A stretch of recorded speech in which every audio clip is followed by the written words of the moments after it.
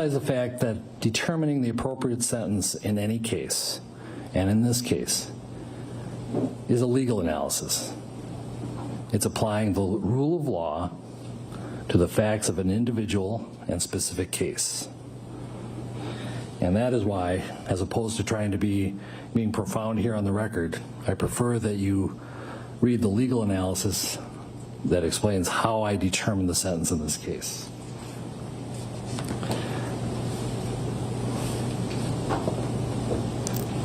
What the case is, or what the sentence is not based on, is emotion or sympathy.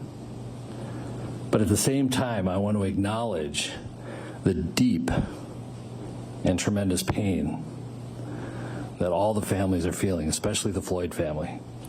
You have our sympathies. And I acknowledge and hear the pain that you are feeling. I acknowledge the pain not only of those in this courtroom, but the Floyd family who are outside this courtroom and other members of the community. It has been painful throughout Hennepin County, throughout the state of Minnesota, and even the country. But most importantly, we need to recognize the pain of the Floyd family. I'm not going to attempt to be profound or clever, because it's not the appropriate time. I'm not basing my sentence also on public opinion. I'm not basing it on any attempt to send any messages. A trial court judge, the job of a trial court judge is to apply the law to specific facts and to deal with individual cases. And so, Mr. Chauvin, as to count one, based on the verdict of the jury finding you guilty of unintentional second-degree murder while committing a felony under Minnesota Statute 609.19 subdivision 2 paren 1, it is the judgment of the court that you now stand convicted of that offense. Pursuant to Minnesota Statute section 609.04, counts 2 and 3 will remain unadjudicated as they are lesser offenses of count 1. As sentence for count 1, the court commits you to the custody of the Commissioner of Corrections for a period of 270 months. That's 270. That is a 10-year addition to the presumptive sentence of 150 months. This is based on your abuse of a position of trust and authority, and also the particular cruelty shown to George Floyd. You are granted credit for 199 days already served. Pay the mandatory surcharge of $78 to be paid from prison wages. You're prohibited from possessing firearms, ammunition, or explosives for the remainder of your life. Provide a DNA sample as required by law. Register as a predatory offender as required by law. And then you will receive a copy of the order and also the attached memorandum explaining the court's analysis. Anything further from the state? If this needs to be said, we just ask that it be executed forthwith. Defendant is remanded to the custody of the sheriff to be transported back to the DOC or whichever custody is currently holding him. Anything for the defense? No, Your Honor. All right. Thank you. We are adjourned. And there you have it, the sentence passed down from Judge Peter Cahill. He said that his words would be brief, and they were. 22 and a half years, when you add up the months that he just mentioned there. That is the sentence for Derek Chauvin for killing George Floyd. Protesters who, of all backgrounds, who have come together, because you have to remember this case, despite the sentencing today, has already changed America in many, many ways. People of all backgrounds have come together for a common cause, and we've seen that across the country over the last year and 1 month. And so seeing this sentence, recognizing that what this police officer did was wrong, and sentencing him to 22 and a half years, this is what a lot of people have been asking for. Just this recognition that police officers do not always do the right thing, and that black people, particularly here in America, often have to deal with situations like this, and the justice does not come to them the way it does to other groups. Now, we also heard the judge in court talk about how his decision was not based on public opinion, but we all know how the criminal justice system here works in America. It's not just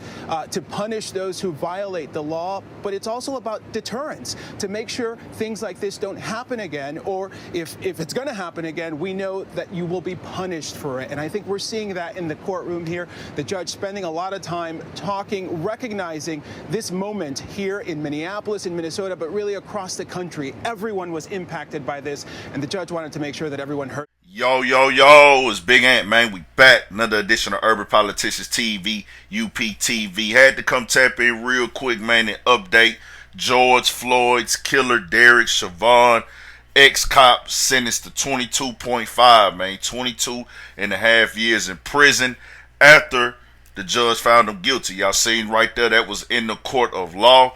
Now, I want to be very clear here. There's going to be a lot of different opinions on this. We'll get on the live. My next live, we're going to talk about this for sure. But I can honestly say that, okay, for me looking at it, I can't tell his George Floyd family how to feel. I know that they went for the max. They wanted the max. And they lost a family member. So what they feel, they got the right to feel that way. You understand what I'm saying? But on the outside looking in, it's crazy that the world is in that position, and where we at right now, we have to look at this as a victory because he didn't get the minimum. He didn't get a slap on the wrist. He didn't get to walk away with parole of 5 years, 22 years. The max was 40. The maximum time he could have got was 40.